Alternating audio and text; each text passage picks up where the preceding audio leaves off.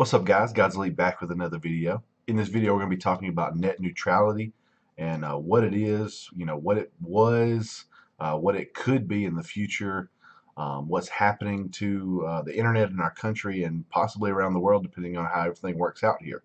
So I've had a lot of friends, a lot of people around me on Facebook and different social media platforms. Even some of you guys have asked me, what does it mean really? What's happening? And I'm going to give you my opinion and what I know so far about it.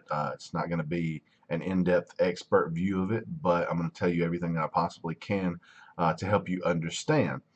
So we're going to talk about it in three parts. The first part is going to be, what is net neutrality, when it started, what the decision was, what happened kind of today or yesterday, depending on when you're watching this, and then what it means for us in the future if it is to fully go through. So first, let's start with what it is, and I'm going to give you examples on the way through. So basically, what net neutrality is that it was classified in 2015 or finalized in 2015. The internet was classified as a Title II utility based off different acts from 1934 and I think 1996. And basically, what it means is you can't charge but one flat rate for internet speeds. So like me myself.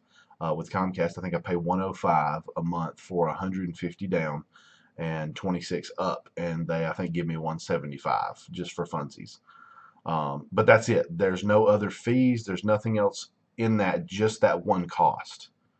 So an example would be your water. Your water is a flat rate. You pay per gallon or whatever it is you use. Your electricity, you pay one payment of however many kilowatts you use. For water, they don't charge you for the water you use in your dishwasher separately at a different price than the water you use in your washer or dryer. They don't charge you for the water separately that you use in the toilet versus the water you use to wash your hands. It's all one price. For electricity, they don't charge you for the electricity that your microwave uses compared to the electricity that your AC unit uses. It's all just kilowatt hours and things like that. So that's what internet is currently and still in this state right now. We've still got a little ways to go. So that's what it is. So let's talk about what happened today. So today they chose to repeal it. Now, net neutrality is a weird word because it sounds kind of bad, I think, in my opinion. So I want to refer to it in a little bit differently. So what we had when we had net neutrality, I would like to call that internet free speech. So basically, you can go to whatever websites you want, you can create whatever content you want, you can voice your opinion in any way that you please on any website that's out in the world for one flat rate. You're not taken off of anything because someone above you or someone that provides you internet doesn't agree with you. You can do whatever you please. And so now what we're transitioning to, if everything works out, is what I would call censored internet. So basically today they voted to get rid of it. It was a 3-2 vote from 5 people that made a decision for 300 million people that are unelected officials. We did not elect them. They were elected by Trump and I can't remember whoever else that was elected the people. They're not people that we can get rid of. It's got to go through other channels like the next presidential vote, things like that. And it's still not through yet. So they did have the 3-2 vote to repeal it, but it's still got to go through Congress. And so right now you need to be calling your Congress people, your House of Representatives, going and seeing them physically if you can. I'm going to try to have websites in the bottom to help you find out who your representatives and congressmen are, as well as I think there's a thing that you can text right now that will actually congregate all people's votes and try to get across the gravity of how many people want net neutrality back.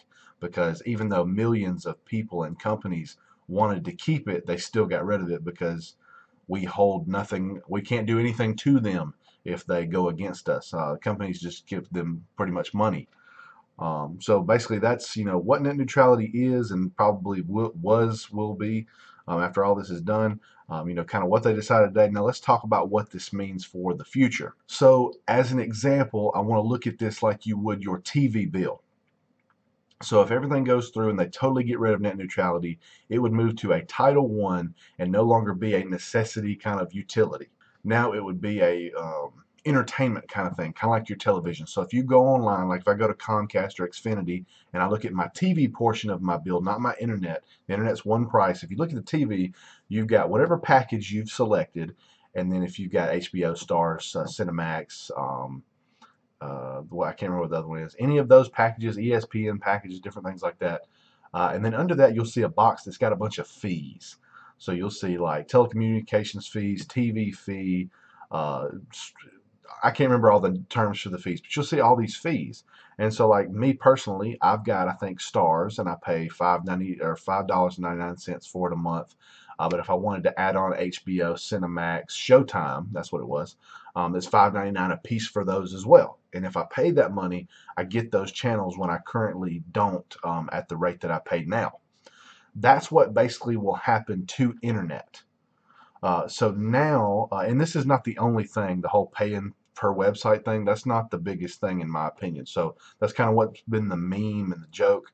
And I want to go over that, but that's not the biggest part in my opinion. So basically now, what an internet service provider like Verizon, Time Warner, Comcast, CenturyLink for those of you back home, um, at&t, Sprint, any of those people, Spectrum, Charter, they can charge you for packages. So not only will you pay, say, the 105 for the 150 down or something like that, or that might go away, but now say you like Facebook, right? And you get on Facebook a lot on your phone or say on your internet at home.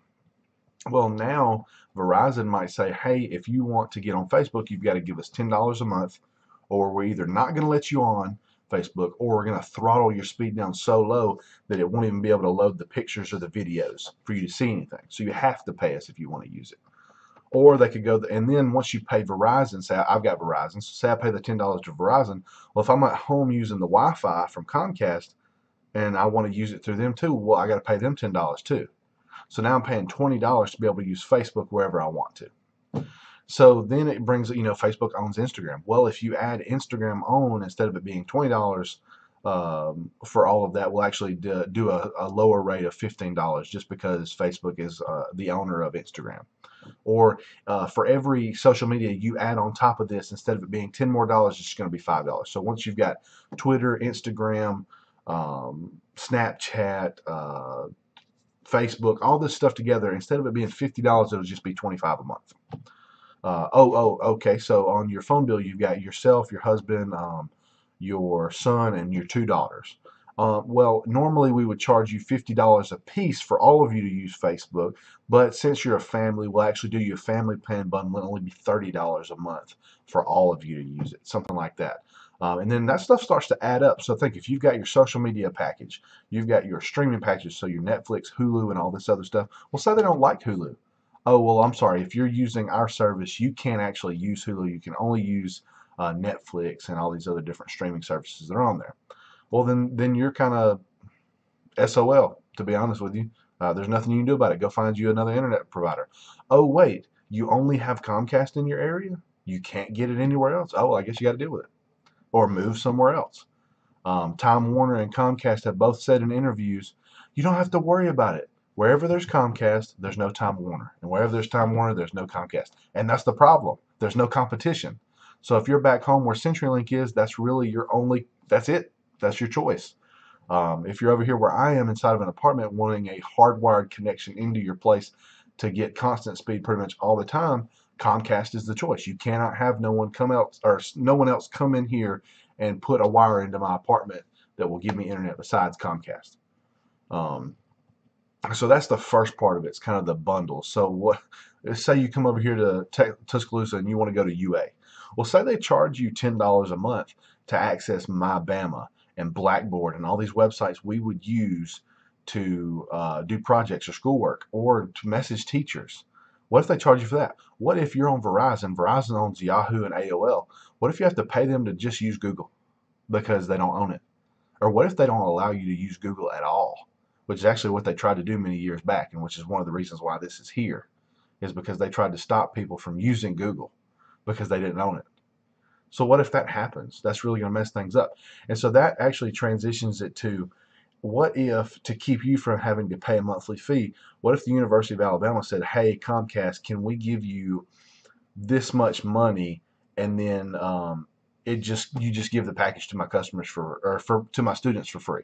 And they're like, yeah, sure. Well, then that makes more cost on the university. And all these things are businesses. They want to make money. So now your tuition is going to go up more than 10% or whatever each semester like it's been doing. Now it's going to go up 12, 15% every semester. Or what if Netflix, even though they're totally against all of this, what if they decide, hey, hey, we give in, we'll pay you this much money. Will you let our subscribers be able to watch Netflix at the regular speed without having to pay? Yeah, sure. Well, instead of now paying the now $10 for streaming service, what you have to pay $18.99 because of how much money they sunk. Over time, this is going to cost a lot. Now, this is not going to happen at first. They're not going to do this first. First, they're going to just start you out regular. Oh, we would never do this to you. We would never change the prices. We're fine. And then next year, oh, well, oh, you play video games? And that's another aspect of it too. Oh, you play video games. Well, do you play on Xbox or PlayStation? If you're playing on Xbox, well, actually, for just $5 right now, we'll actually increase your speed while you game. Incentives, little fun things that don't seem so bad. Just $5 here, $5 there. And then the next year, you have to have the $5 if you want to play on Xbox. You have to have $10 for PlayStation because we don't like PlayStation as much, because they want to push traffic to Xbox because they own a share in Microsoft or something. That's what this is going to. And that's not even the biggest part. In my opinion, what the biggest problem it is after you pay money for these websites that you want to have, what if you post something that people don't agree with? Like, say, if you're on Verizon, I'm just using Verizon because I use Verizon. So say you're on Verizon, and say the CEO of Verizon, and this is an example, I'm a Christian. So if the CEO of Verizon does not agree with Christianity and he decides to eradicate every post from every Christian that's ever put out that is on Verizon. So that silences any free speech that I would have about my Christianity. Or if, say, he's a super hardcore, Republican, conservative Christian man, and you out there putting some liberal stuff out there, he don't like that, and he decides to go both ways. That's why parties here don't matter. This is not about party. This is just about free speech and being able to create stuff that you want to create without being silenced. So it doesn't matter if you're a Republican or a Democrat. This all needs to be the same, in my opinion. So then you can be silenced on top of the stuff that you already are having to pay extra for. And then beyond that, so me, I've been doing YouTube for about a year and a half now. I never thought in my life that by now I would have 300,000 views, 1,800 subs, and having so much fun making money playing video games, right? Well, now with them charging you for YouTube, because YouTube is not going to be in the free starter package. YouTube is going to be $10, $20 a month. I'm sorry. There's too much going on with YouTube for it to be free. So they're going to charge you for YouTube. Well, what if now that you have to pay for YouTube, what if you're only watching a couple people because you have to pay for it? Or what if you can't pay for it? Well, now maybe some of my viewers are gone. Maybe I can't grow my channel anymore and make this possibly a living one day because of it. Or say someone wants to start a new streaming service, which I wouldn't right now because you get destroyed. But say you want to start a new internet entrepreneur business or a new online shop because you can't afford the space and you're just doing stuff out of your home right now. Can't do it, I'm sorry.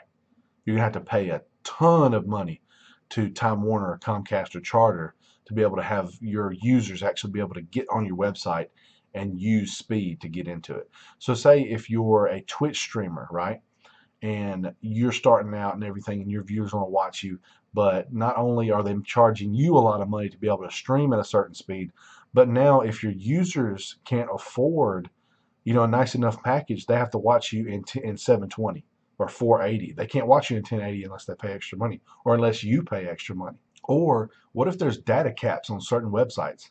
So say, you watch your favorite Twitch streamer every day and you only have 16 gigs, and 10 days into the month you get to 16 gigs and now you're cut off. You no longer can watch Twitch anymore for the rest of that month. That's where we're going. Those are the things. So you're not only going to have to pay extra money for the simple things that you get for free right now, you're also going to be silenced on them if you don't agree with a certain thing. And then lastly, if you want to create an online business, you're going to have to shell out a lot more money than you would now to be able to do that. So that's what net neutrality is. That's what happened, and that's what's going to happen to us over time if we don't call, we don't make our opinion voiced and get them to turn this back. We already have A lot of companies and a lot of states suing the FCC, which I'm super happy about. I hope it goes through and they lose a lot of money or something happens to them. This is really bad. This is going to, in my opinion, grand scale, this will be a historical event that's going to be in some sort of history book one day, and it is going to hinder progression in this world that we live in that is so heavy on internet and data usage. Um, if you have any more questions about it that maybe I didn't cover or something I didn't say, put it down in the comments. Or if you've got anything to say that I didn't say or something that I said wrong, please correct me. I'll give you one final example that a buddy on Facebook, AJ, if you're watching, that he put on there from somebody else that I thought was really, really good and a great example. And it was basically that, say your grandmother, I think it was, wants to send you a birthday card, and she lives, I think, in Kansas and you live in Alabama, right? Well, she says, hey, I've sent you this birthday card, and you never get in the mail. So you go to the post office, hey, I'm supposed to receive this birthday card. And they say, oh, well, I'm sorry, you only pay the $40 a month to get Alabama mail. But if you'll give us an extra 30 bucks or whatever, you'll actually be able to receive mail from Kansas, Missouri, and Arkansas. Or if you pay, 30 bucks on this other package, you can receive mail from Texas, New York, and California. That's basically what's going to happen. All this stuff that we take for granted and we have for free right now is about to become very pricey. And I made a statement on Facebook too that, I mean, it's true. What if kids are bullied now because their parents can't afford Facebook?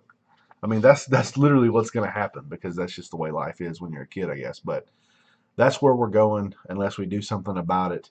And if something doesn't happen about it next election time, there's going to be a lot of people that lose their job if they don't. So we need to make that known for them. If you call them and tell them that you want them to vote, against the FCC and the decision they've just made, you better tell them their vote is riding on it next time they're up for election, because that's definitely what I'm going to be doing. So get out there and do it. I'm going to try to put the links in the description like I said before. Make sure you comment all those things I said, if I got something wrong or if you got something to add. I would say I hope you guys enjoyed it, but it's really not a good, fun topic to talk about. But that's it, guys. Leave a like on the video, share it, try to get it out there. Subscribe if you're not subscribed, guys. And I'll see y'all later for some Destiny content.